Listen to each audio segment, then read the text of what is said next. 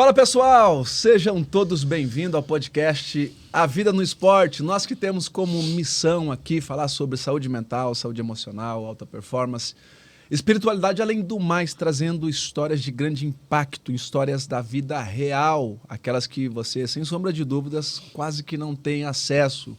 É sempre muito bom a gente estar aqui no dia de hoje trazendo mais uma personalidade por trás.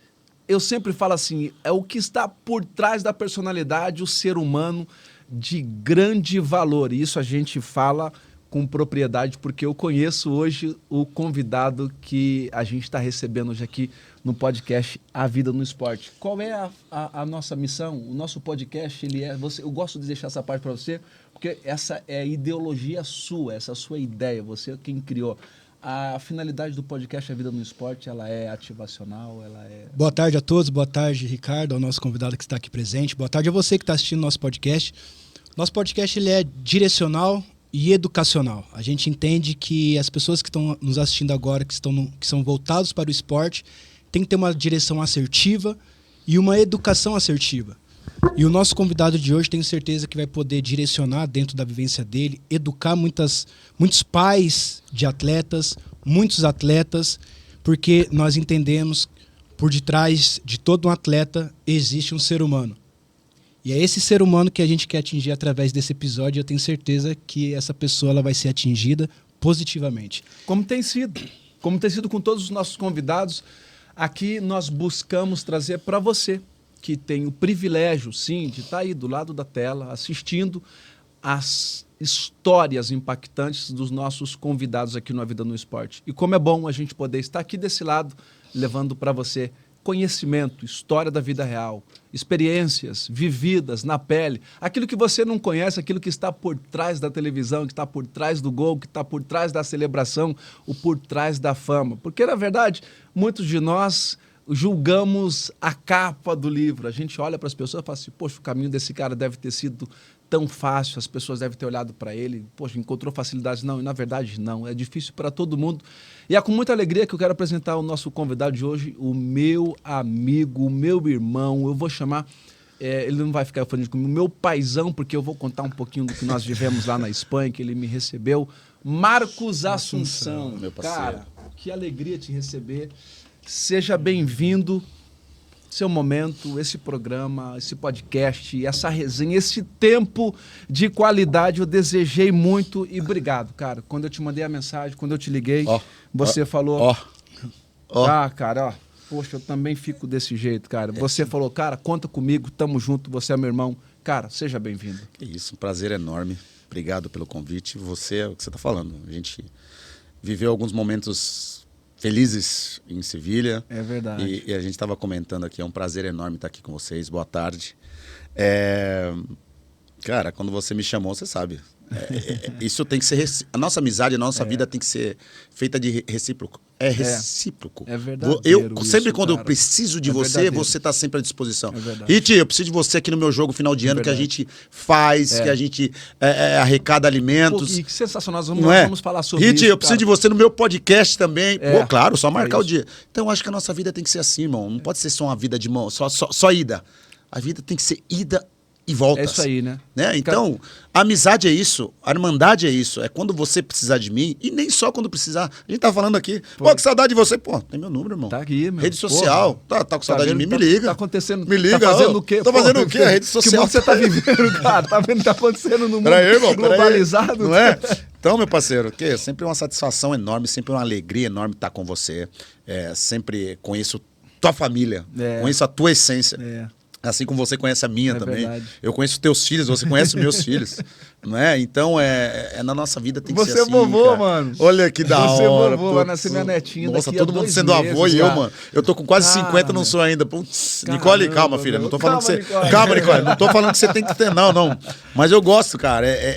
Que legal, que bacana. Outro dia eu vi uma foto e falei, nossa, filha do Ricardo tá grávida, mano. Ah, mano. Barriguda assim, eu falei, que da hora, mano. Já entrou no 8º mês. Você postou uma foto e falei, peraí. Filha do Ricardo tá grávida, cara. Que bênção, Você que viu legal. ela nascer, né, cara? Que legal. Não é? Nós vimos, você viu. Estávamos na concentração, cara, Exato. quando eu saí pra ver o nascimento da minha filha lá, Exato. cara, Então, na cara. Espanha. Ricardo, mano, quem é de verdade, mano, não é de mentira. É aquele negócio. Nós somos de verdade. É isso aí, mano. Nós somos de verdade. Então, prazer enorme, mano. Você não sabe cara, a satisfação que é pra mim estar aqui no teu podcast hoje. É uma emoção, assim, pra mim, uma alegria poder te receber aqui, porque você me marcou positivamente em muitos aspectos. Eu convivi com várias pessoas e aprendi com todos, sem ser hipócrita, porque eu aprendi o que fazer e aprendi o que não fazer. Exato. Então, exato. todos me ensinaram. Na nossa de vida forma. é um aprendizado. É. A gente aprende coisas boas Exato. e coisas ruins. Agora cabe a você querer segurar pra você. Exato. O que você vai coisa modelar, boa, coisa né? ruim. É com você. E você foi o cara que me marcou positivamente. A sua, pelo menos o seu estilo de liderança, como você lidera, e sempre foi o estilo de liderança que eu procurei modelar e fazer na prática, que é o liderar pelo exemplo. E você sempre foi esse cara de exemplo, de ir para o campo, de treinar, na conduta, na hora de defender, na hora de dar a cara para os companheiros, na hora de representar o seu time, sempre falando em nome de todos. E é mas uma grande alegria poder estar recebendo você aqui. Eu tenho certeza que nós iremos extrair de você histórias incríveis, marcantes, que está por trás do excelente jogador de futebol, vitorioso, de sucesso, seleção brasileira, que venceu por onde passou. Eu tenho certeza que os bastidores desse campo é muito mais rico do que propriamente o atleta, Sim. resumindo dentro daquelas 4 linhas, certo? Certo. Doutor Carlos? E a gente sempre inicia, o Marco, sempre com uma pergunta. E essa pergunta vai na essência. Quem é o Marcos Assunção na essência? Onde o Marcos Assunção nasceu? Quem inspirou o Marcos Assunção? Quem é o Marcos Assunção? O Marcos Assunção, na minha essência, cara, eu não posso falar do Marcos Assunção sem falar de Caieiras. Caieiras é a minha essência. Caieiras é o lugar onde eu cresci. É lá que tem os campinhos de futebol onde eu comecei a jogar. É lá que eu nasci em São Paulo, mas com 5 anos eu fui para lá. É lá que meu pai construiu uma casa onde não tinha água, não tinha luz, não tinha esgoto, não tinha asfalto, não tinha absolutamente nada. Começamos lá. E hoje você vai para Caieiras, no bairro lá do Portal das Laranjeiras, e não tem um terreno mais para construir. Olha isso. Então, na minha rua, eu lembro que meu pai comprou lá, tinha 5 casas só. O resto era tudo mato. E hoje você não encontra um terreno. Então, a minha essência é Caieiras, a minha essência é minha família, a minha essência são os meus amigos de infância que eu tenho até hoje.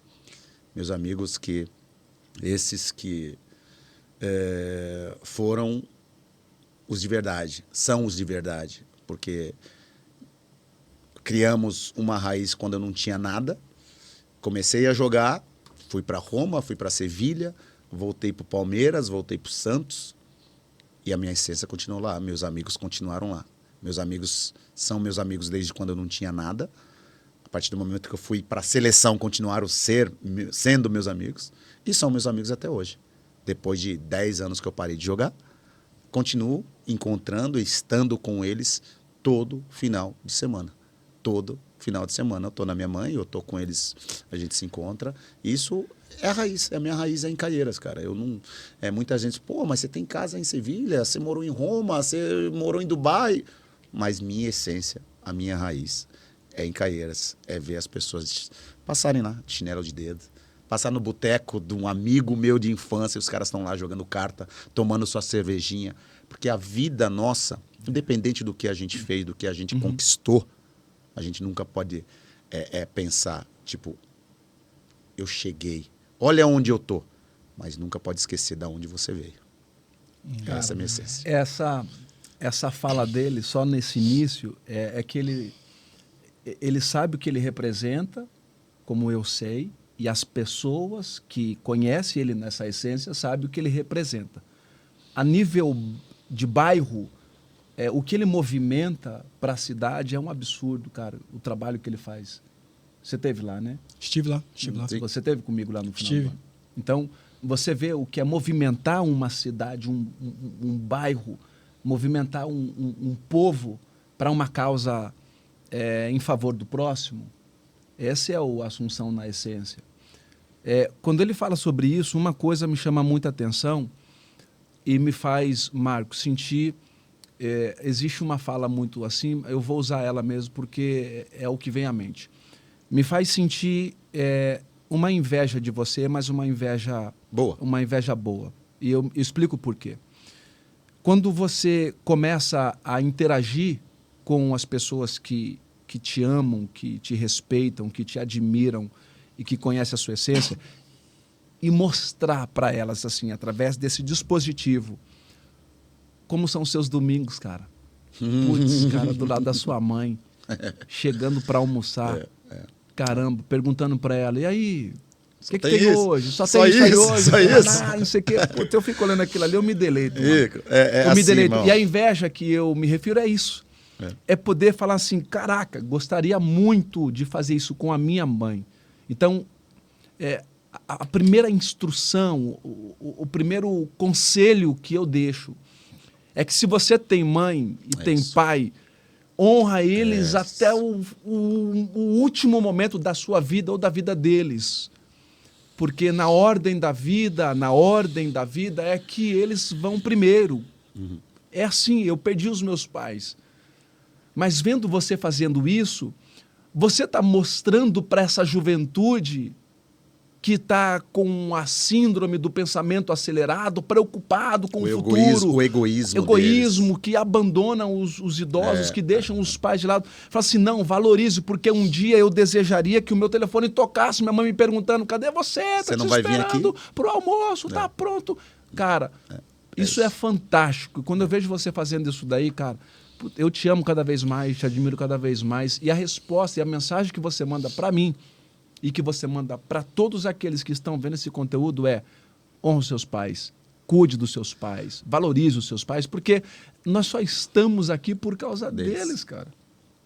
Ricardo, é assim, irmão. Eu falo porque eu conheço a tua história, que é basicamente igual a minha. Sim, é verdade. O quanto eles lutaram pela gente. Se hoje você tem o seu podcast, você vai ser avô, você tem os seus filhos, que são bênçãos. É verdade. Que você é um exemplo para eles, é porque vieram dos seus pais. Perfeito. Os seus pais te ensinaram a ser desse jeito. E nós tentamos passar para os nossos filhos, que é muito difícil, a ser como os nossos pais, mas é difícil. Então, é aquilo que você falou. Honre os teus pais enquanto vocês têm. Porque daqui a pouco você não tem. Eu não tenho meu pai. Porque daqui a pouco eles vão faltar e aí você vai ver o quanto é doloroso você, tipo, eu não posso mais ver minha mãe. Eu não posso mais... O meu pai, ele faleceu na nossa época, que a gente estava no Betis, 2004. É verdade. E até hoje, isso em 2004, nós estamos em 2025, 21 anos. E até hoje, só eu sei o quanta falta ele me faz. Até hoje eu sei o quanto ele lutou para que eu pudesse virar jogador, o quanto ele trabalhou. Isso aí que eu estou falando de a gente ir morar num lugar onde não tinha asfalto, não tinha luz, não tinha água, não tinha esgoto, não tinha nada. Zero de pavimento. É olhar e lembrar minha mãe com uma bacia de roupa. Putz, caramba, na minha mãe cabeça, fazia isso também, e mano. saía para uma bica, onde é um campo hoje, tinha uma bica, um poço. Ela saía para lavar a roupa lá. Enquanto meu pai, ele saía, ele andava mais de 2 quilômetros para pegar um ônibus para ir trabalhar, sair lá de Caíris e trabalhar lá na Penha. Andar mais de 2 quilômetros, pegar o primeiro ônibus 4 horas da manhã, imagine. Ele tinha que sair às 3 de casa e voltar no último ônibus, meia-noite, e andar mais 2 quilômetros até chegar em casa. E tá no domingo, com todas as casas que tem na rua de casa, acordar às 5 horas da manhã, porque naquela época as pessoas faziam casa manualmente, não é? Não tinha o concreto, não era esses caminhões que levam. Verdade. Hoje, naquela época, inchar, mesmo. trabalho braçal, pegar a lata de concreto, subir escada e levar para encher uma laje. Então, a maioria das casas ali que tem na rua da minha mãe, meu pai ajudou a construir.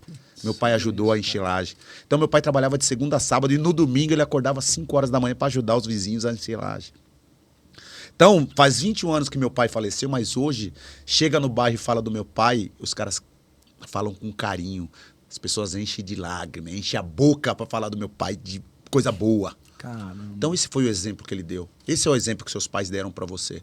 Que quando falam dos seus pais, falam só coisas boas. É verdade. O quanto lutaram para cuidar da gente. É o quanto lutaram, se dedicaram para nos dar o melhor, que era o pouco que a gente tinha, mas era o que eles podiam dar. O melhor que eles podiam dar. Era o melhor que eles podiam dar. E foi com aquilo ali. Tem uma frase do Alex, Ricardo Perezinho, que hoje é treinador, Sim. que é muito simples. Um jornalista chega pra ele e fala: pô, você tem um filho que joga bem, né? Joga pra caramba, tá jogando muito. Qual a diferença do seu filho pra você? Ele fala assim: no meu tempo a geladeira tava vazia. Uau. No meu tempo a geladeira tava vazia. Hoje a geladeira tá cheia. Então, no nosso tempo, olha o que a gente teve que fazer para nos tornarmos o que a gente se tornou, mano. Olha o que a gente lutou, olha o que nossos pais fizeram para que nós pudéssemos ter o mínimo, mas também ter o máximo. O que é o máximo? Amor, carinho, educação. É. Né? Eles não podiam dar tudo que a gente tem hoje, que a gente pode dar para os nossos filhos. É verdade. Que a gente deu para os nossos filhos.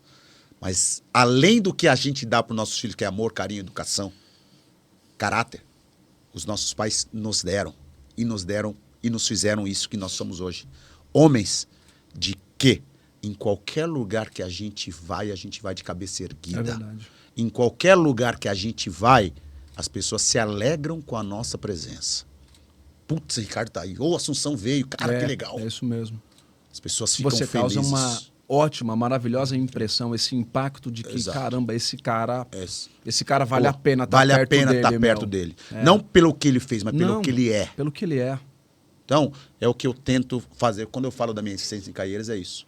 Porque eu não sou só exemplo para os meus filhos. Eu sou exemplo para os meus amigos. Eu sou exemplo para o meu bairro, o Portal das Laranjeiras. E, principalmente, eu sou exemplo para a cidade de Caieiras. É isso mesmo. Imagine eu chegar em Caieiras e falar: putz, você viu o que aconteceu com a Assunção? Imagine os meus filhos na escola. Nossa, seu pai fez isso. Ah, seu pai fez aquilo. Para minha mãe, o desgosto. A minha veinha, que já tem 70 anos, 70 e poucos anos. Imagina o desgosto para ela. Cara. Ela tá na televisão e tá olhando um noticiário.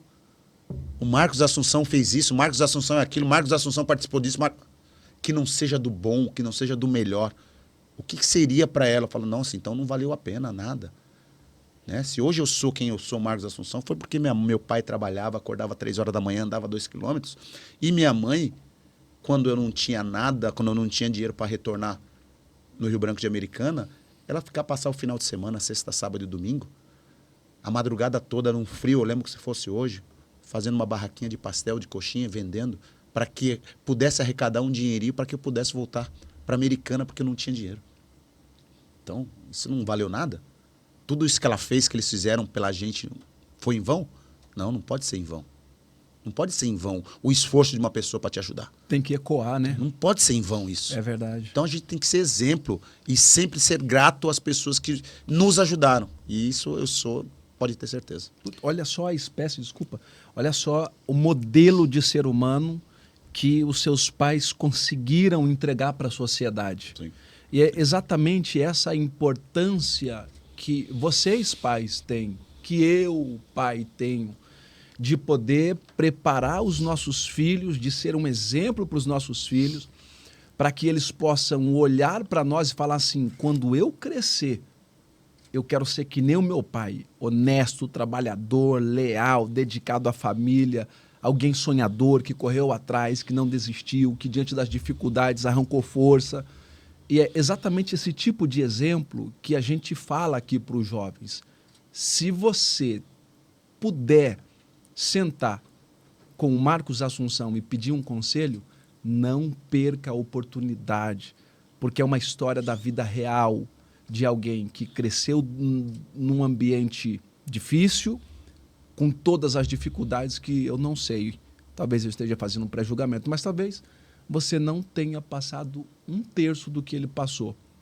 Talvez hoje a vida para você não é fácil, porque não é, mas talvez não seja tão difícil como você imagina ouvindo essa história. Então, a importância que os pais têm na formação dos filhos, porque muitas pessoas, muitos pais, muitas famílias acabam terceirizando a educação, o exemplo, certo? Pega os filhos e coloca em algum lugar e fala assim, olha, a responsabilidade é de quem está recebendo, a minha eu já não tenho mais. Então, quando ele fala sobre os pais, é exatamente aquilo que a gente vem pregando e falando sobre isso. Os pais são os responsáveis, os principais responsáveis por formar grandes homens e mulheres para a sociedade no Brasil e no mundo. Sim, e eu compartilho da ideia porque eu também cresci sem pai, cresci sem mãe, e eu sei o quanto é difícil você crescer sem a figura dos dois. E eu queria trazer isso daí também a essa realidade, Marcos, porque tem pessoas que estão nos assistindo, jovens, que às vezes não tem o pai e também não tem a mãe. É órfão de pai e mãe. E eu passei por isso também, muito novo. Com 13 anos já não tinha nem pai nem mãe. Então eu tive que crescer sem a figura paterna e materna desde cedo. Então tem pessoas, adolescentes, que estão passando por essa situação também. E eles querem performar, seja no futebol, seja na escola, seja como pessoa, querem ter uma saúde mental boa, mas por conta desse luto, por conta dessa perda, não consegue. Qual conselho você dá para esse jovem que perdeu alguém, mas não consegue vencer esse sofrimento? Eu imagino o quanto é doloroso você não tem o pai, não tem a mãe, como você falou. Eu não tenho meu pai, graças a Deus eu tenho minha mãe. Eu sei o quanto é doloroso, mas o conselho que eu dou é muito simples, cara. Imagine se eles estivessem vivos vendo você vencer na vida. O quanto eles seriam felizes. O quanto eles estariam orgulhosos de você. Então, por mais, eu acredito na seguinte... eu tenho isso de pensamento. Por mais que eles não estejam aqui, mas em algum lugar eles estão te olhando. Em algum lugar, eles estão vendo o que você está fazendo. E se você está no caminho correto, no caminho de caráter bom, trabalhador, honesto, não passando ninguém para trás, pode ter certeza que onde eles estiverem, eles vão estar felizes, eles vão estar orgulhosos de você. Então, isso é uma questão de... por mais que você perca todas essas pessoas que você tanto ama, mas você está lá, você tem que continuar. Você não pode desabar. Então, o conselho que eu te dou é isso. Faça o que tem que ser feito. Os seus pais, quando eram vivos, o que eles queriam que você fizesse? Eles, mais que você, queriam que você vencesse na vida. Verdade. Agora, faça o contrário. Vença você por eles. Mostre para eles que você... Tudo aquilo que eles desejavam, tudo aquilo que eles desejaram que você fosse, independente de onde eles estejam, mostre para eles que você venceu. E não deixa ninguém, nem nada, falar que você não é capaz. Porque, olha, o Ricardo saiu do Carandiru, eu saí de Caieiras. E tínhamos tudo para ir para o outro lado. Exatamente. Tínhamos tudo. Tudo para ir para o outro lado. O tudo é que eu digo as coisas ruins da vida. Tá? Porque ele conviveu com... Não digo com pessoas ruins, mas faziam coisas que não eram certas. Exato. Porque para ele nunca fez mal, nem para mim, na minha época. Mas não foram por um caminho onde nós fomos. E mesmo assim, nós convivemos com essas pessoas lá atrás e mesmo assim a gente não seguimos os mesmos caminhos que eles. Quisemos caminhos diferentes onde sabíamos que os nossos pais seriam e ficariam orgulhosos da gente por ter seguido o caminho onde a gente seguiu. E esses conselhos, querendo ou não, traz vida, né? Por isso que há vida no esporte. Um bom conselho, uma vez praticado, muda a vida de toda pessoa. Seu pai, ele foi o precursor, ele que te incentivou a entrar no esporte, ele que apoiou, falou, Sansão, vamos que eu vou te apoiar. Marcos, Meu pai tinha coisa assim, ó. Nós estamos falando de dificuldade na vida, né? Muitas vezes ele falava, ó, vai faltar tudo nessa mesa aqui, mas não vai faltar só chuteira para você jogar. Caramba. Aí você vê o incentivo que ele já me dava. Vai faltar tudo. Pode faltar tudo em casa. Eu posso ficar sem comer, mas sua chuteira não vai faltar. Sua chuteira para você jogar não vai faltar. Né? E graças a Deus ele deu tempo dele me ver no Santos, deu tempo ele me ver no Betis, deu tempo ele me ver no Roma e deu tempo dele ele ver o que todo jogador almeja. Eu cheguei, você chegou, que é vestir a camisa da seleção brasileira. Então saindo de uma adversidade muito grande e chegando onde todo jogador almeja chegar. E olha o tanto de jogador que temos no Brasil, né? E gostaria de chegar onde a gente chegou e nem todos conseguem. Marcos, no seu tempo, a geladeira estava vazia. Bem vazia. Isso daí é algo muito forte quando você fala isso, porque a nossa audiência são atletas profissionais, atletas amadores, sonhadores, profissionais da área do esporte, de todas as modalidades esportivas. Qual foi o momento,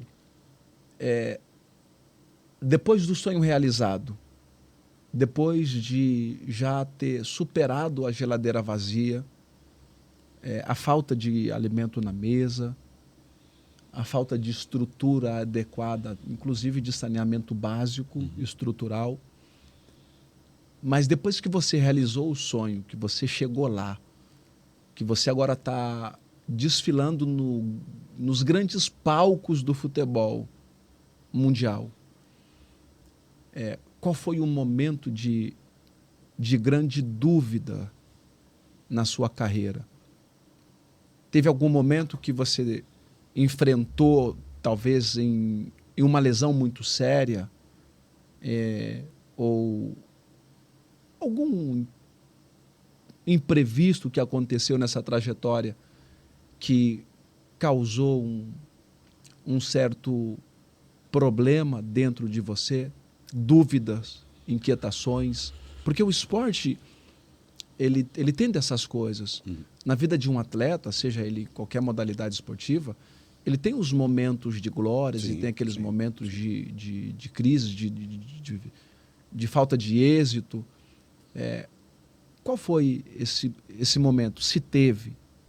Iti, eu vou dar 2 exemplos, um momento bom e um momento...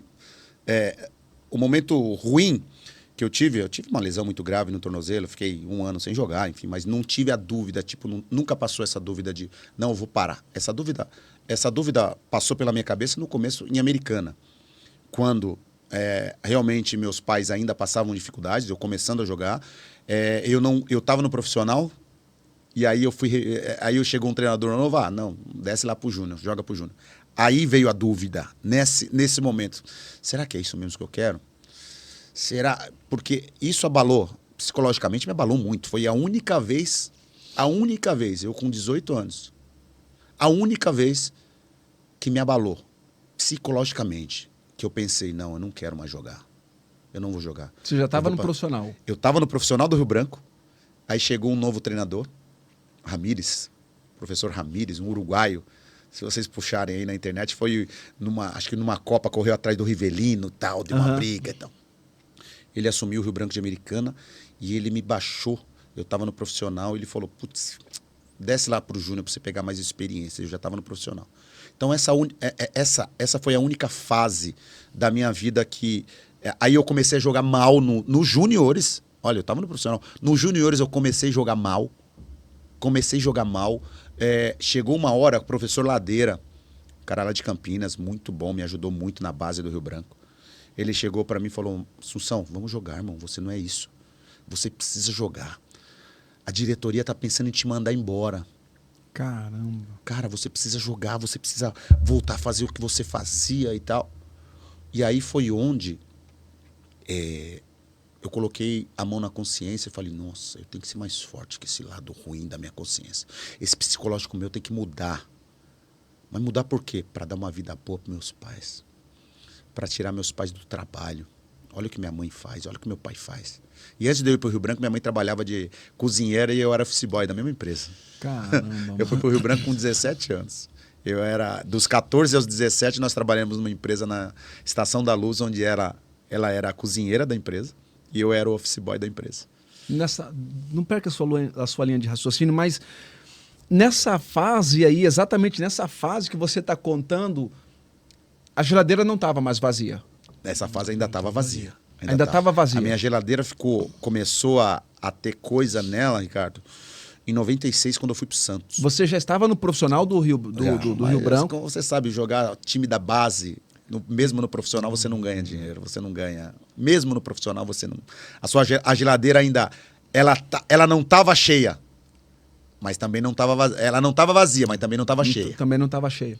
Então era aquele. Eu era o mais velho de 4 irmãos, meu pai e minha mãe. Então você tinha que estar ajudando ali. A geladeira começou a ficar cheia em 96, quando eu fui para o Santos. Que onde eu desci, fiz o contrato e eu voltei para Caieiras. Lembro como se fosse agora, hoje, nesse exato momento. Tava meu pai num sofazinho, minha mãe num outro sofazinho, os dois assistindo a TV. E eu abro a porta e falo para eles: a partir de agora vocês não precisam trabalhar mais.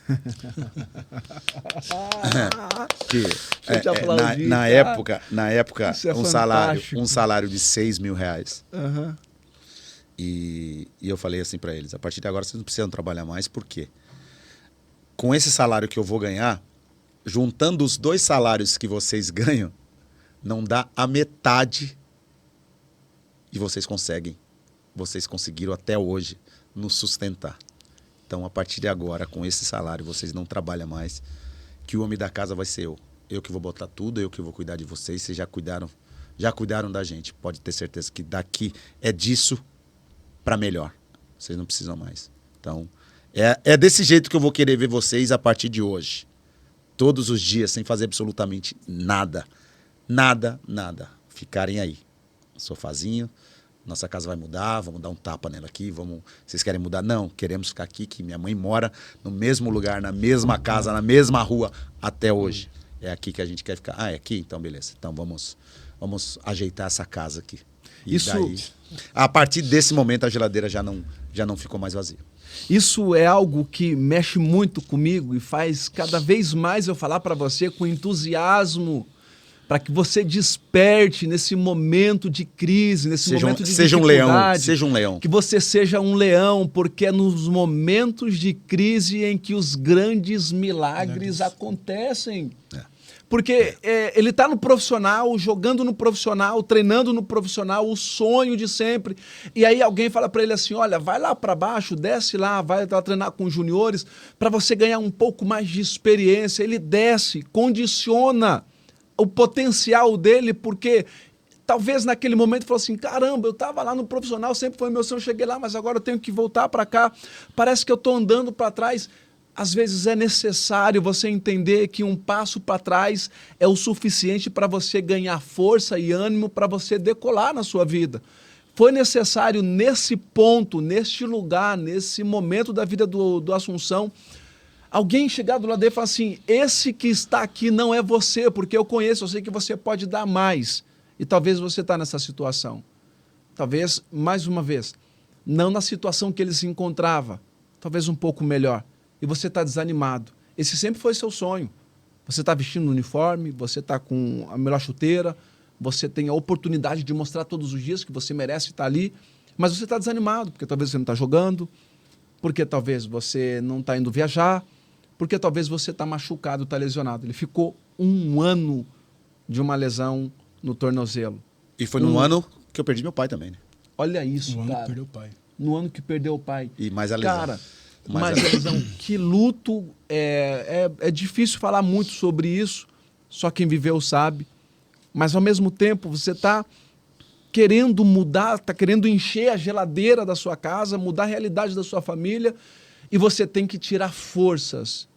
Por isso que eu falo, cara, eu não procuro problemas, mas se tem um problema, a gente vai resolver. E se ele chegar, ele vai me encontrar com disposição. É isso. Porque quando você consegue superar os problemas e as adversidades, você sai melhor, Mais forte. Muito mais forte e descobre que por trás de cada problema surgem grandes oportunidades. É isso. Ricardo, em 2013, fui jogar em Mogi Mirim. E tava lá. Quando eu entro no vestiário, tava lá uma plaquinha. Melhor a oportunidade não chegar. É melhor... às vezes, minto. Às vezes a oportunidade chega e você não está preparado. Mas é melhor a oportunidade não chegar e você está preparado. Ou seja, você tem que estar preparado o tempo inteiro, meu amigo. Porque você não sabe quando vai chegar a oportunidade. Depois disso, depois dessa conversa com o Ladeira, voltei a jogar bem, voltei a ser capitão do time, voltei a ser gols de faltas. Por favor, sua especialidade. Ano seguinte, 96, era o meu ano, foi o meu ano. Foi nesse ano que eu fui destaque do Rio Branco e fui vendido pro Santos. Eu vi, cara, eu tinha 16 anos, ou ia completar 16 anos. Eu fui vendido pro Santos depois dessa fase ruim, depois dessa conversa. Eu falei, vamos girar essa chave, vamos girar. Eu preciso. A minha família depende de mim, a minha família precisa. Eu não quero que a minha família continue do jeito que ela tá lá. Lutando o tempo todo, vendendo almoço para comer na janta, como dizem. É isso aí. Não, vamos. Então é melhor a oportunidade não chegar e você estar preparado do que a oportunidade chegar e você não está preparado, irmão. Imagina uma oportunidade chegando e você não treinou bem. Você tem... Como você disse, né? A maioria aqui das pessoas que vêm são jogadores, atletas. Imagine, você tá lá, você não se prepara a semana. Não vou treinar não vou jogar mesmo. Vou treinar meia boca. Vou treinar do jeito que dá. Chega no final de semana, o treinador fala, você vai pro jogo. E aí? Como é que faz? Aí você vai pro jogo, tudo que era para você treinar, se preparar, se dedicar. Chegou e você não tá preparado. E aí? Aí tudo que você reclamou pro treinador, tudo que você reclamou pros seus pais, tudo que você reclamou pros seus amigos, o treinador não me coloca para jogar, o treinador fez isso, o treinador faz aquilo. Quem vai ser o culpado agora? Aí quando ele coloca você para jogar, você faz esse papelão. E aí? Né? Mas aqui, Ricardo, não posso esquecer de um cara que foi fundamental na minha vida. Eu falo para todos os meus amigos que a minha carreira foi muito rápida. Tá? Eu cheguei no Rio Branco de Americana em 93, vindo de ser um office boy, de estar com um envelopinho embaixo do braço, 93. 5 anos depois eu estava usando a camisa da seleção brasileira. 5 anos depois. 5, tá? 5 anos depois. 93. 94, na base do Rio Branco, comemorando o Campeonato do Mundo do Brasil. 98, eu sendo o meio-campo junto com o Mauro Silva. 98, eu sendo o meio-campo junto com o Mauro Silva, defendendo a 4 anos depois camisa da seleção brasileira num campeonato nos Estados Unidos. Então, o que eu falo para vocês é o seguinte: estejam sempre preparados. Sempre vai ter gente te olhando. Sempre. Você fazendo bem ou ruim. Vai ter sempre gente te olhando. E um conselho que eu dou também. Quando o treinador pega muito no seu pé, é porque ele gosta de você. Isso é verdade. Quando o treinador pega muito no teu pé, o teu chefe pega muito no teu pé, é porque ele gosta de você e sabe que você tem potencial para ser um presidente de uma empresa onde você trabalha, para ser o capitão, para ser o líder, para ser o cara do teu time. Agora, quando ele te esquece, passa por você, não te dá nem bom dia, se preocupa. Aí tem que estar preocupado. Então lembre-se disso. Mas o que eu quero te dizer é o seguinte, Rick. Quando eu tinha 12 anos, 13, antes de eu ir pro Rio Branco fazer o teste, eu era office boy. 13 anos eu jogava num time aqui em Pirituba. Do lado da estação tem um campo ali, um gramado. Estação de Pirituba. Chamado, na época, Engenheiros. Eu tive um treinador chamado Orzi França. Hoje ele é tiozinho. Tem 80 e poucos anos. Seu Orzi. As pessoas conhecem ele como França. Seu França.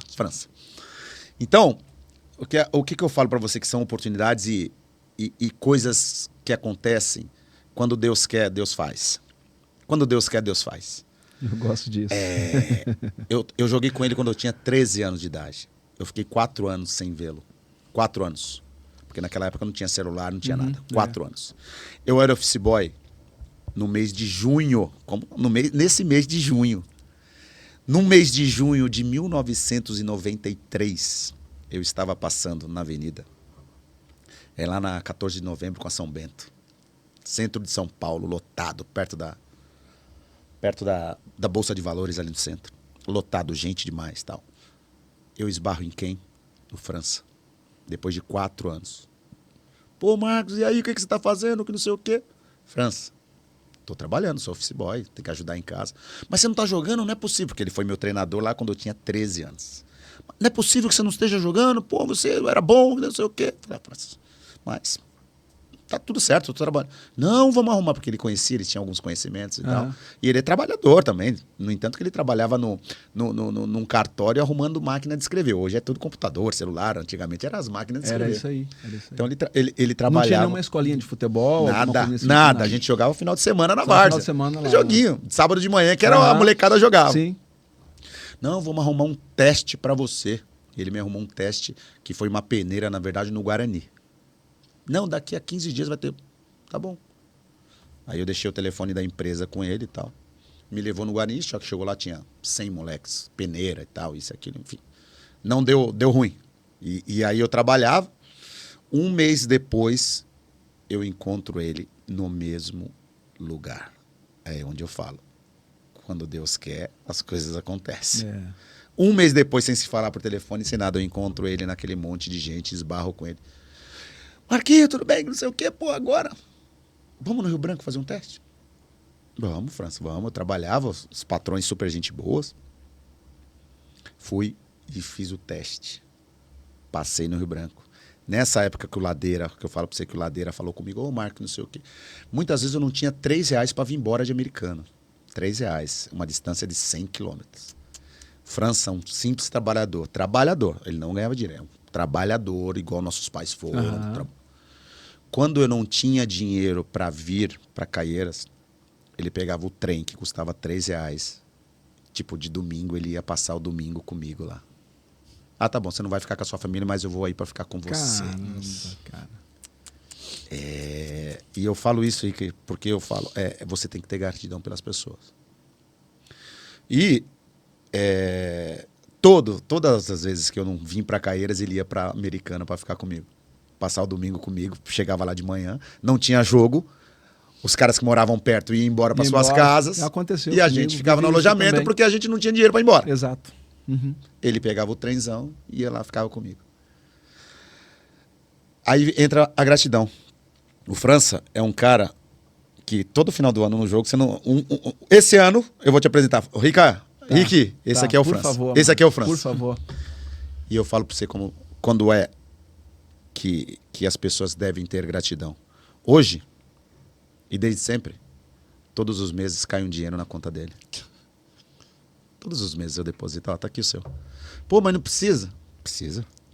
Aí quando eu parei de jogar, meu empresário, Elizinho e tal, Marcos, igual essa folha de papel que vocês têm aí, que é caneta. Marcos, você parou de jogar. Vamos ver o que é bom, o que você precisa de verdade, ou o que tá aí só porque você é jogador. Vamos cortar gastos, porque você parou de jogar. Outro detalhe, quando você joga, você tem um chuveiro e tem um ralo. É isso aí. Quando você para de jogar, só fica o ralo.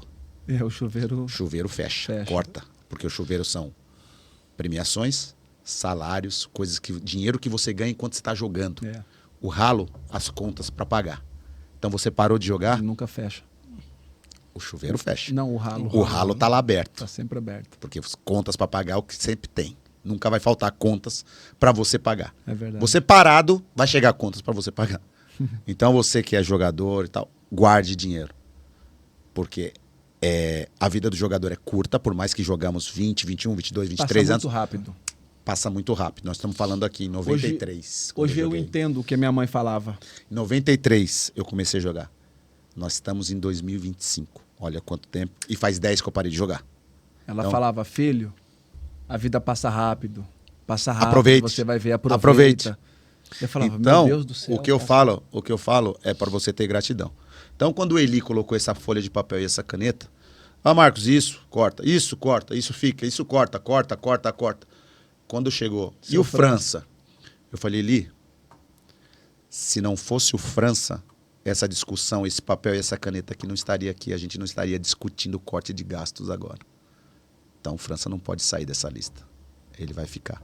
Até quando eu morrer, eu vou ajudar ele. Porque se não fosse ele, eu não teria e não tenho. As coisas que eu tenho hoje é graças a ele. Orzi França. Hoje ele mora em Santos, Praia Grande, e todos os meses tem o seu dinheirinho na conta. E me manda bom dia, boa tarde, boa noite, todos os dias. Tá sempre na casa da minha mãe lá também, às vezes e tal. E se tem um cara que me ajudou na minha época de vacas magras, se tem um cara que fez com que eu virasse jogador, foi o França. Por isso eu o ajudo todos os meses. E ele, Marco, obrigado. Pô, se não fosse você... Não. Se não fosse eu, não. Se não fosse você, França. Se não fosse você, eu não estaria dando essa ajuda para você. Então, se você tem essa pessoa que te ajuda, você subir de vida, nunca esqueça quem te ajudou e nunca esqueça de onde você veio, que é muito importante. O que você quer falar? Vai, fala.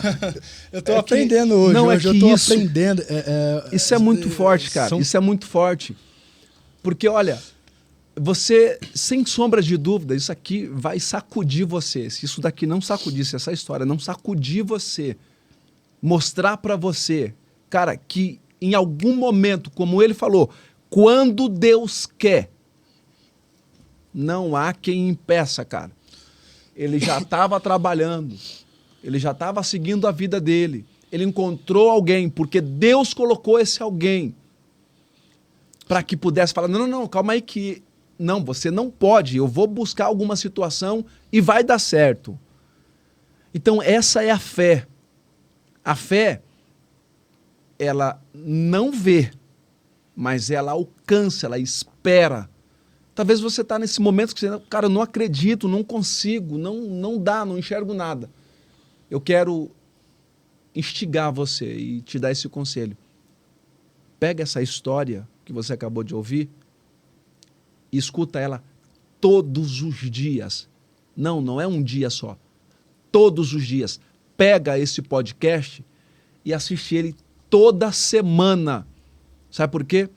Porque isso é um estímulo para você que está desanimado, está pensando em largar, está sofrendo uma lesão, a porta se fechou, está desempregado, está empregado, está treinando, está tendo a oportunidade de mostrar o seu valor, mas por alguma coisa você está deixando as coisas acontecer e nada muda. Então é isso. Deus tem o poder de colocar pessoas no seu caminho para mudar o seu destino.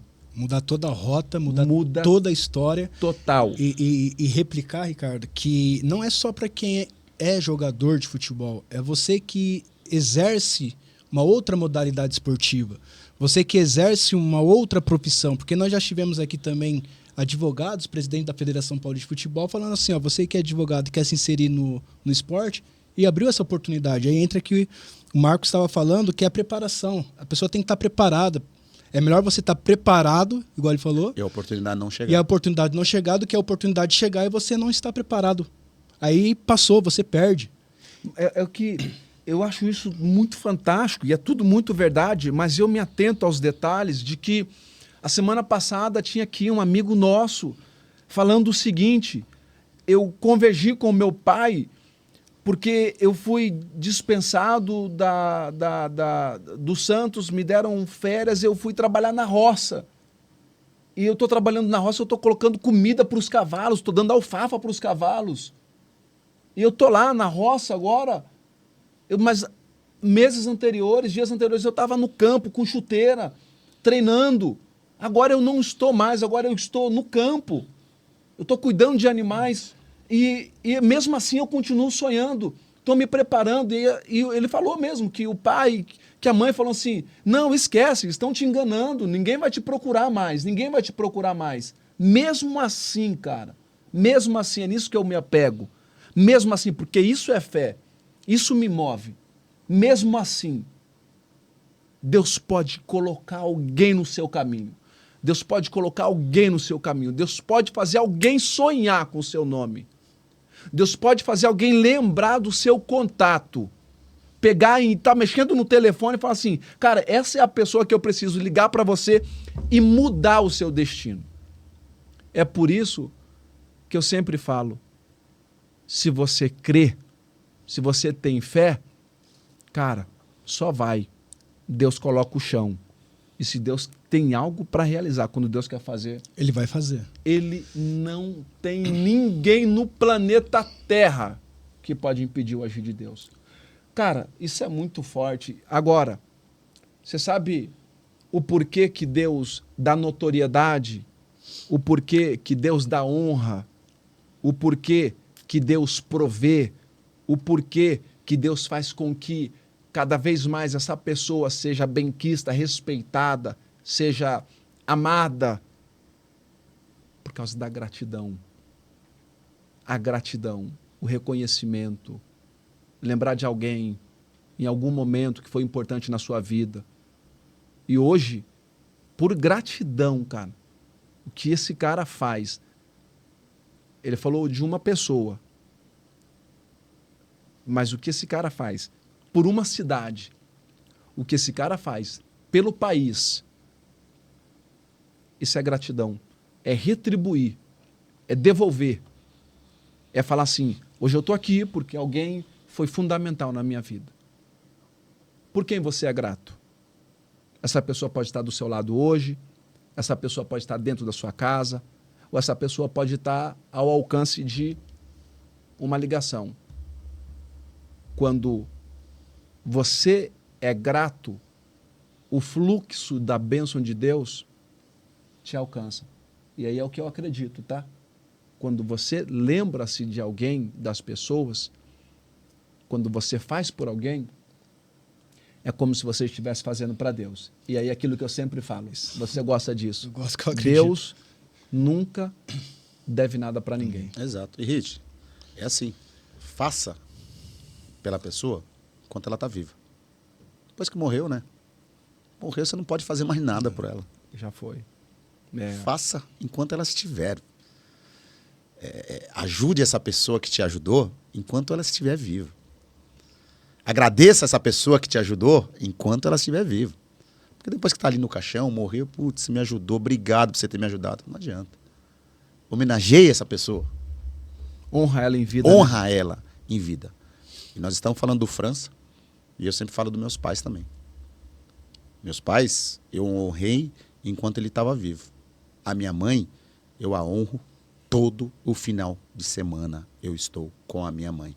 E não tem coisa mais gostosa para mim e para ela. Porque às vezes eu estou em algum evento, não vou. E aí, onde você está? Você não vai vir almoçar hoje? Lá na frente, igual você falou. A lei da vida é que ela vá antes que eu. É que eu vá antes que os meus filhos. É isso. Essa é a lei da vida. É isso. Então, espero que demore muito, mas um dia lá atrás, lá na frente, eu vou lembrar, putz, eu não tenho mais a ligação da minha mãe. O meu domingo já não vai ser igual aos domingos que eu tinha antes. É verdade. Os meus domingos eram concentrados, jogando quando eu jogava, mas depois que eu parei, os meus domingos sempre são com a minha mãe. Né? E não pensa que é uma vida de luxo, não. É uma vida bem tranquila, bem simples. Uma mesinha com as panelinhas ali. Igual eu falei, ela foi cozinheira da empresa onde eu trabalhava de office boy. Então, comida ela sabe fazer. Então, você chega lá, mas e aí? Mesmo na semana, de vez em quando sai por aí, chega lá não almocei ainda. Putz, é fogo, né? Mas peraí, vou fazer um negocinho aqui. Vou fazer um negocinho. E deu 5 minutos, tá lá. E a comida de mãe não tem coisa mais gostosa. A melhor do mundo. Não tem coisa mais gostosa. É um tempero. Tá doido. Aquele tempero. Não tem nada. Um negocinho, um arrozinho, um feijão ali, um bifezinho, um ovo. Uma saladinha, mas é o tempero. Então eu procuro, você que tem sua mãe, seu pai, procure conviver o máximo com eles. Porque eles têm menos tempo do que mais de vida. Eles já viveram mais do que eles têm para viver. Então, honre teu pai, honre tua mãe. E e Deus te dará a vida eterna, né? E o interessante, e pegando a linha desse pensamento, mas agora fazendo uma leitura inversa, a Bíblia fala que a gente tem que honrar o pai e a mãe, mas a Bíblia fala também que, pais, não ireis os filhos. E hoje no futebol tem muitos pais que estão transferindo a responsabilidade no filho, menor ainda de idade. Logo cedo. Você tem que ser jogador de futebol. Você tem que ser. E aquele filho, ele assume uma responsabilidade que muitas das vezes não é dele, é do pai de incentivar. Sim. O pai quer mais que ele, né? O pai quer mais do que ele. O pai quer que o sonho dele se materialize no filho. Ele projeta o sonho dele no filho, né? E isso acaba que o filho cresce muitas das vezes desgostoso, muitas das vezes distante, frustrado porque distante não conseguiu. do pai. Qual o conselho dá para esse pai? Cara, o conselho é muito simples. Essa semana eu estava falando com o pai de um garoto de 9 anos. Disso aí, sobre isso. O garoto com 9 anos, ele tem que se divertir. Perfeito. É uma criança. Eu falo também isso. É uma criança. Diversão. Você não pode botar um moleque lá numa escolinha de futebol onde o treinador tá o tempo... Faz isso, faz aquilo, que não sei o que tem que fazer assim. O moleque tem que se divertir. O moleque não tem... Os problemas do pai não podem ser transferidos para uma criança de 9 anos.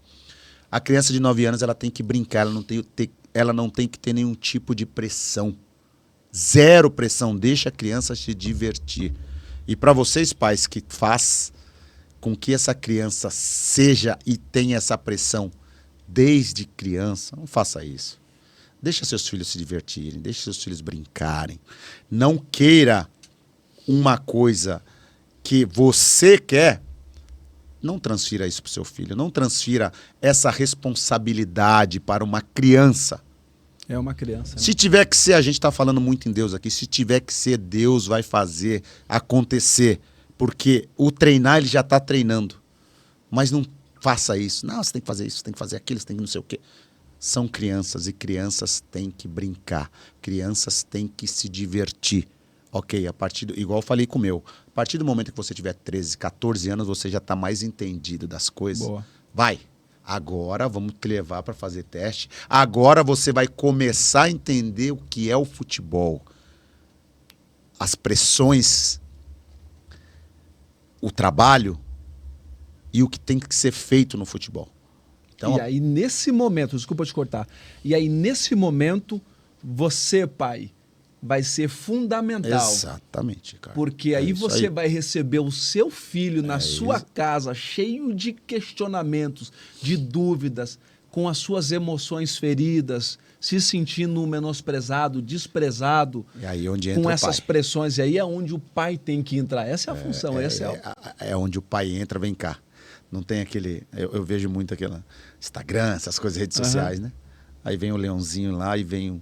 Deita do lado do leão, o leão começa a lamber o leãozinho. É isso, você tem que beijar, você tem que abraçar, você tem que dar carinho. Quando ele for mal, você tem que dar carinho. É nesse momento que ele vai precisar de você. Joguei mal, fiz algo... Vem cá, filho. Tá tudo certo. Amanhã vai ser melhor. Mas nunca se esqueça de uma coisa também. O amanhã tem que ser melhor que hoje. O ontem já é passado.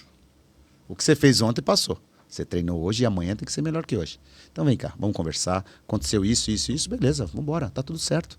É nessa hora que você tem que... O pai é isso.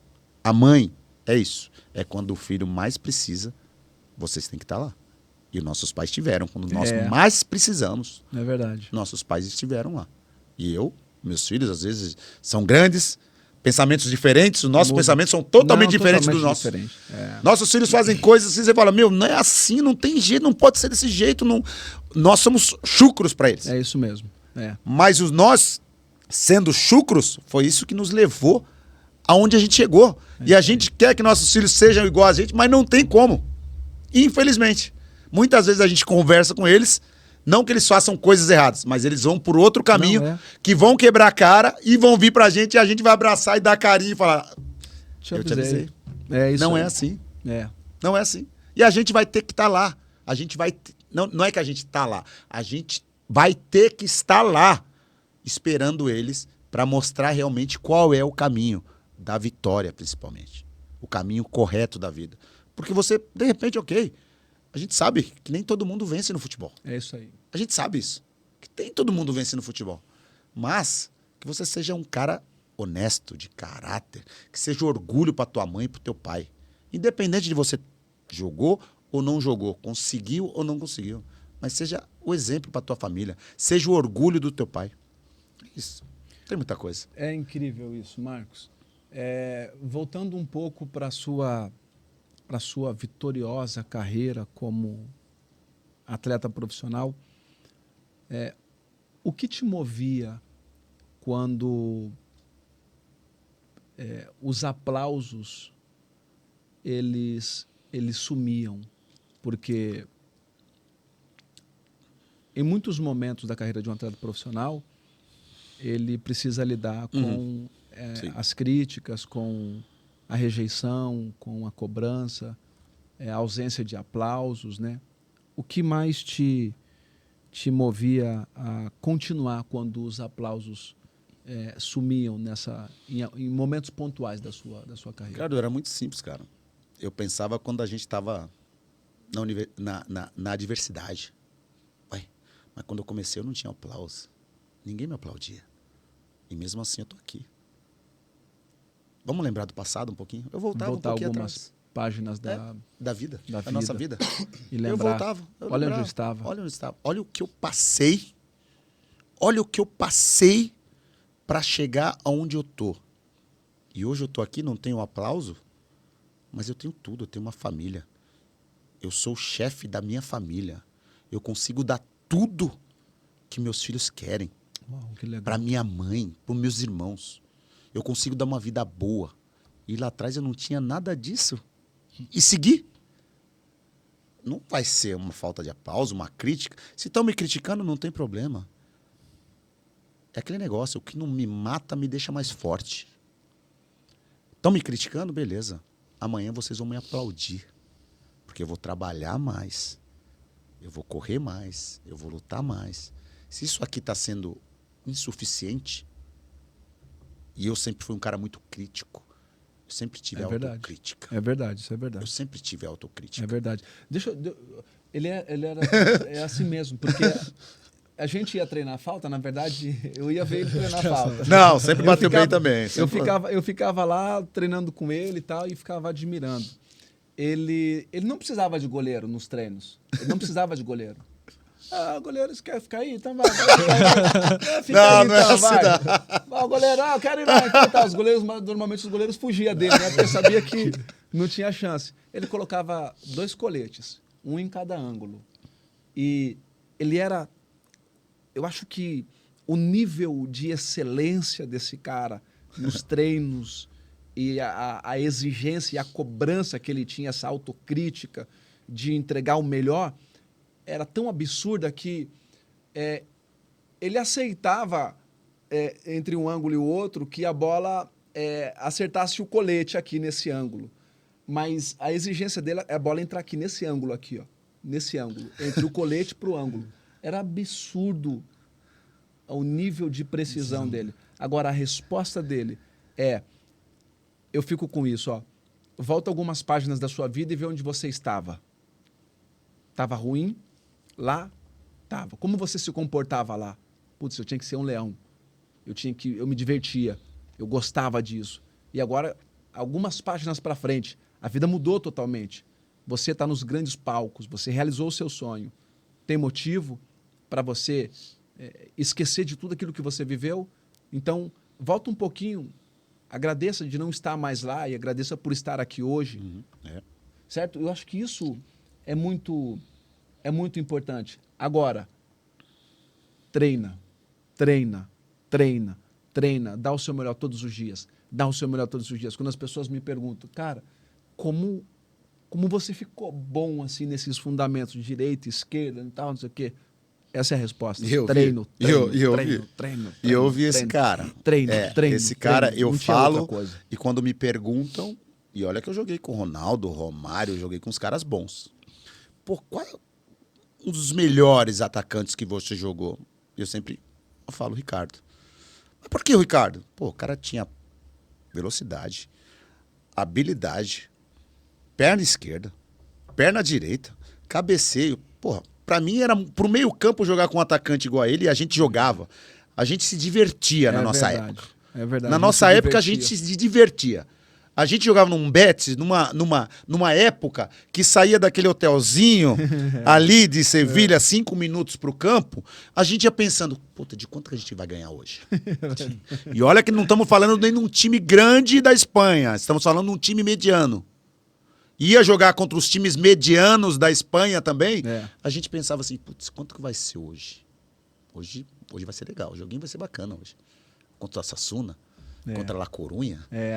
Contra Atlético de Bilbao. Atlético de Bilbao. Putz, vai ser legal. Hoje vai ser bom. Hoje nós vamos ganhar, mas não sabemos de quanto.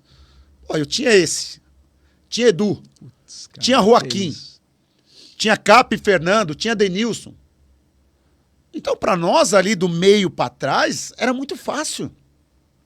Porque eu pegava a bola, eu tinha opção de dar o passe no meio para ele vindo buscar, ou ele fazendo esse, não tá mais aqui, é por cima, Assunção. Porque a gente já se entendia, a gente já sabia o movimento que ele ia fazer. Só de olhar, eu já sabia que ele ia dar o gato aqui, mas ele queria uma bola por cima do zagueiro, porque na velocidade ele ia ganhar do zagueiro. O Joaquim, pelo lado direito, a mesma coisa. Eu pegava uma bola diagonal pro Joaquim, porque eu sabia que ele ia estar lá. O Denilson, o Edu, a mesma coisa. Então esse time do Betis, campeão da Copa do Rei, pra mim... Encantou, cara. Por mais que eu tenha jogado numa Roma de Totti, Batistuta, Cafu, Aldair, mas foi o time que eu mais fui feliz na minha vida. Foi jogar num Betis, campeão da Copa do Rei. Em jogar num Betis, eu tenho uma foto nossa, eu, ele e o Edu, quando a gente foi jogar lá no Mônaco, que ele fez gol... Nós lá no topo, no hotel, lá em cima. Verdade. Ele e o Edu tirando foto com o Mônaco todo embaixo. Lá no fundo. Tudo aqui embaixo, a gente lá no morro. E esse jogo era o jogo que ele fez o gol que nos levou, porque a gente foi para uma pré da Champions. Nós fomos em Mônaco, ganhamos com o gol dele. Então são gols nesse jogo. Exatamente, os 2 gols, nós ganhamos de 2, e os 2 gols foi ele que fez. Então são momentos que a gente lembra... que fala assim, caramba, quanto eu fui feliz com esses caras jogando do meu lado. Quanto eu era tranquilo. Quando a bola vinha, eu já sabia o que eu fazer. Só de olhar para esses caras, para ele, pro Edu, pro Edmil, pro Denilson, pro Joaquim, só de olhar para eles, eu já sabia o movimento. O movimento que eles queriam, onde ele queria a bola. Se ele queria no pé, se ele queria a bola longa, se ele queria... toque, vem, vai, faz 1-2. Então, são momentos na nossa vida... que a gente lembra, por mais que eu fui campeão italiano, joguei contra esses grandes, mas o momento mais bonito, mais gostoso da minha vida foi jogando com esses caras. Foi em Sevilha. A minha melhor fase, o momento mais bonito da minha carreira, foi jogando com esses caras. Foi tipo terminar um jogo ou você vir pras férias, você ficar triste porque você tá vindo pra férias e não vai ter os caras treinando todos os dias. Puta, vou ficar 1 mês sem esse cara, mano. Puta, vou ficar 1 mês sem ver esse cara. Sem estar treinando, sem estar a nossa alegria. E os caras falavam que nós tínhamos uma panelinha, né? Ficava eu, ele, o Ricardo, ele, o Edu e o Edmilson. E o Denilson.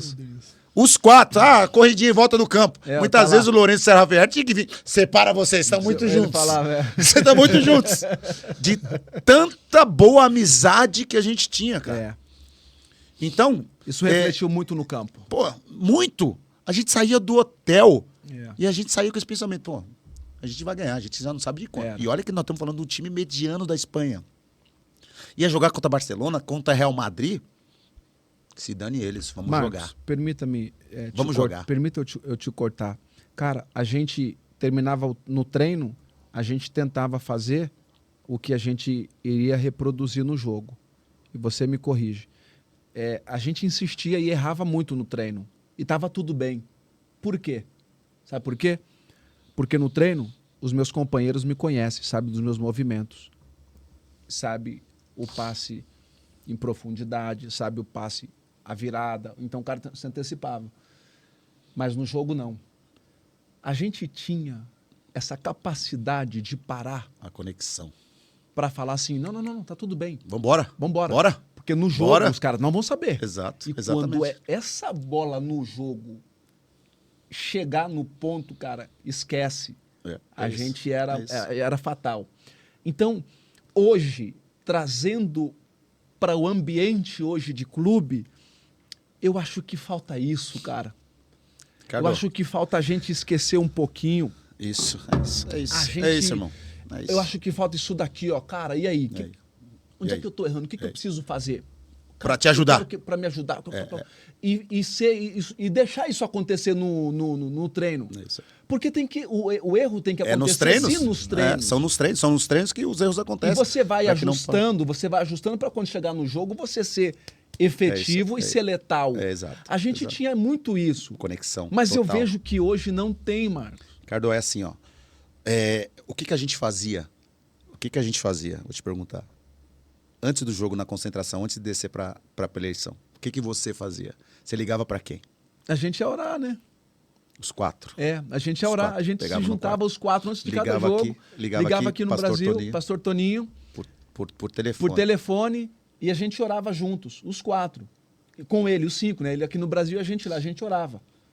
Entendeu? A gente estava buscando. A conexão era muito grande. Essa conexão era muito forte. Era muito Era forte. muito boa. Era muito A sinergia forte. era muito forte. Era muito boa. Os brasileiros naquela época, e os espanhóis também. Também, é verdade. O grupo, verdade. o ambiente era muito bom. Era muito o ambiente legal, era muito gostoso. Todos. A defesa, porra, jogava pra caramba, Juanito Rivas ali. Nossa, até o Meli, que era. Até o Meli, que tecnicamente não era tão. Pô, jogava pra caramba. Luiz Fernandes, por quê? Nós nos encontramos há 2 anos atrás, Nossa, que uma alegria maravilhosa. Cara, que alegria aquilo. Nossa, cara, eu olhava assim, putz, caramba, olha o meu time campeão da Copa do Rei, cara.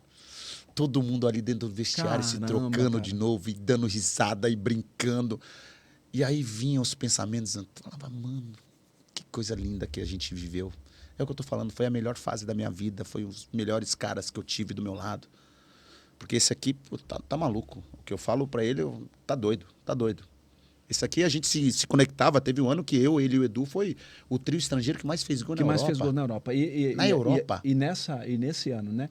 Eles me fizeram o 3º artilheiro do Campeonato Espanhol, na frente de Ronaldo Fenômeno, na frente de Samuel Eto'o, na frente de Davi Vídeo. É isso, cara.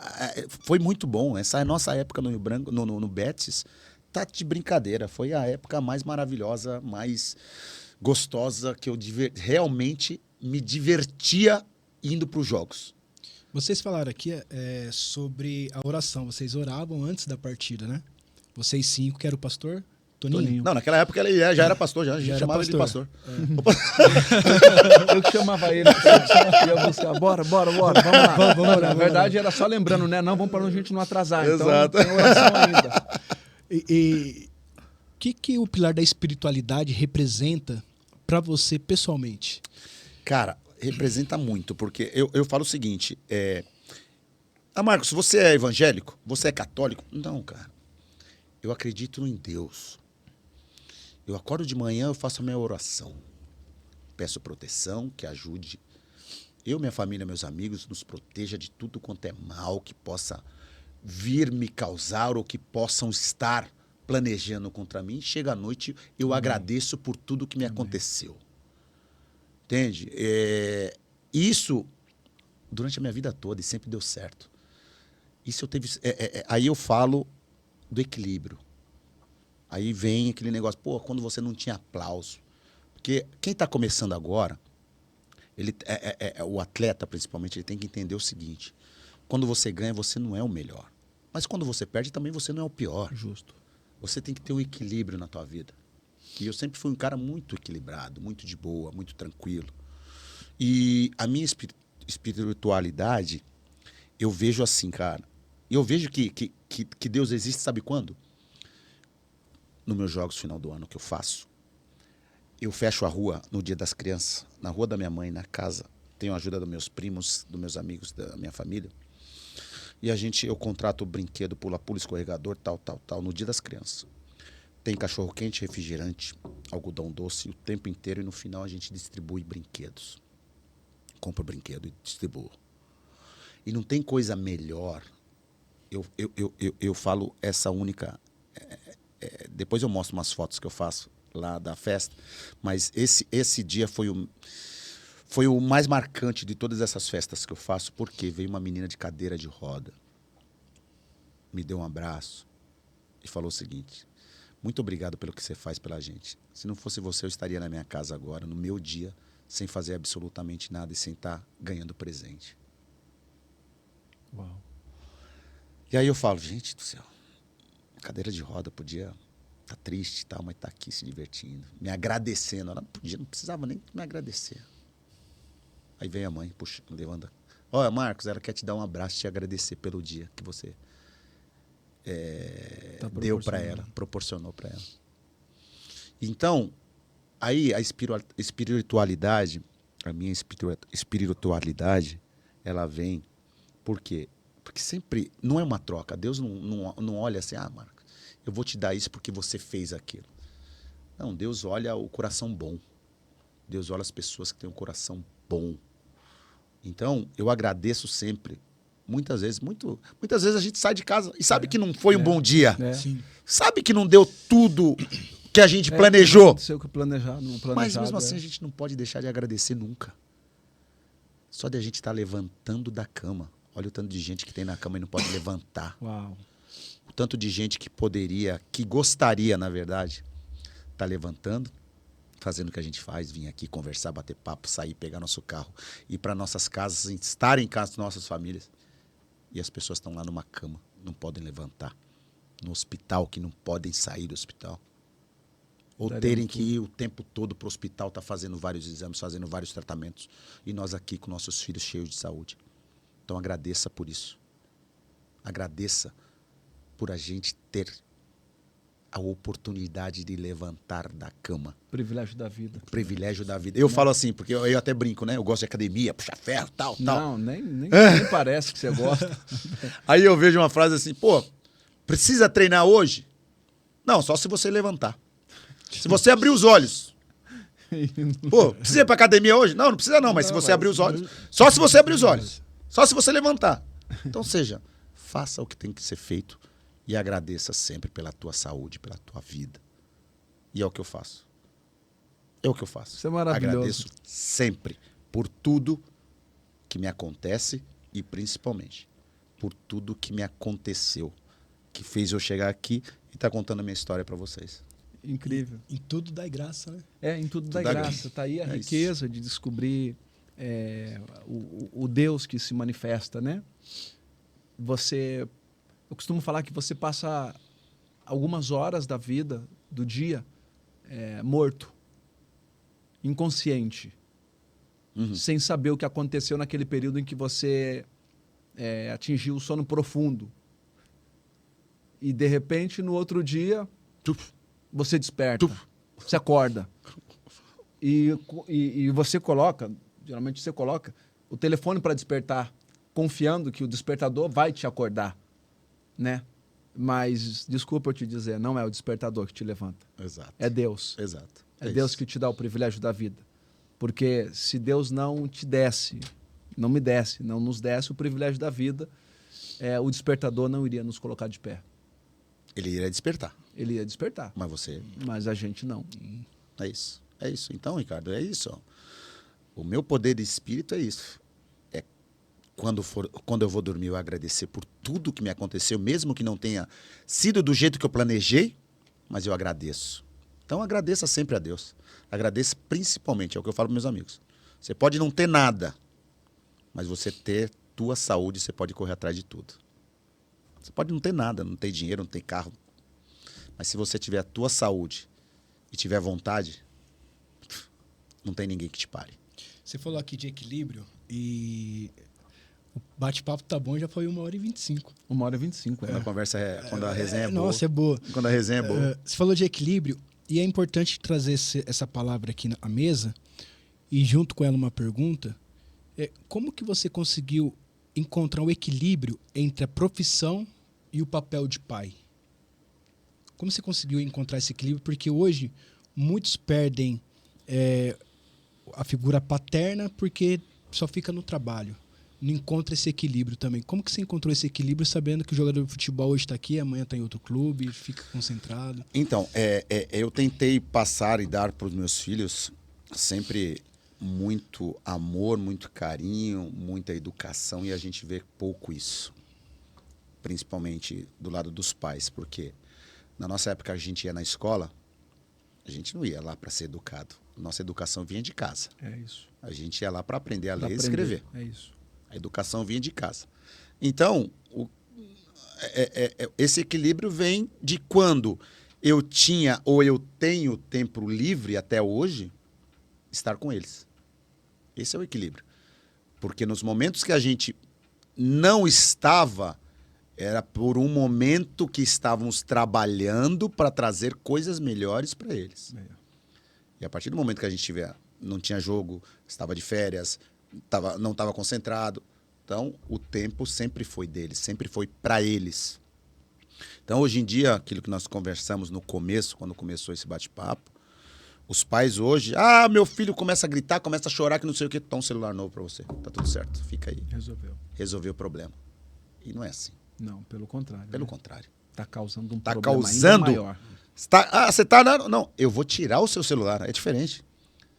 Você tem que merecer um celular novo. E eu sempre falava isso para meus filhos. Pai, me dá isso. Beleza. Mas não é data para você ganhar isso. Faça por merecer. Pai, me dá aquilo. Ué, mas por que eu tenho que te dar isso nessa data? Porque eu lembro, certeza, você também. Sim. A gente recebia coisa só nas datas comemorativas. Era isso. A gente recebia presente. presente. Era uma bola ou uma cueca, que a minha tia que trabalhava numa casa de família sempre trazia. Uma cueca. Meia, né? Não. Era uma cueca, eu me lembro, como se fosse hoje. E uma bola. Ela sempre E tipo trazia, assim, e quando a gente ganhava roupa nova, só usava aquela roupa quando tivesse alguma festa. Você não podia usar. Você vai usar essa roupa por quê? Essa roupa você tem que usar quando você tá na festa. No Natal, no Ano Novo, não pode tirar. Pode colocar aquela outra velhinha. Verdade. Né? Uma roupa nova, um tênis novo. Por que você está usando esse tênis? Não, pode tirar. Então, a gente fazia por merecer e a gente recebia presente só nas datas comemorativas. E eu passava e passo para os meus filhos ainda hoje. Não, por quê? O que você fez para você merecer esse celular novo? Pai, não sei o quê. Beleza, passa de ano. Passa de ano que você vai ter um celular novo. Mas primeiro você tem que ir bem na escola. Primeiro você tem que obedecer a tua mãe. Primeiro você tem que fazer as suas obrigações para você merecer alguma meritocracia. coisa. Meritocracia. Você tem que fazer por onde para você receber as coisas. Não eu te dar, você tá indo mal na escola, você tá maltratando a tua mãe, você não tá agindo bem, tá dando piti, tá bom, mano, tá bom, esse videogame, esse celular novo para você. E você é premiado por isso. E hoje, infelizmente, infelizmente, a nossa juventude está assim. Uhum.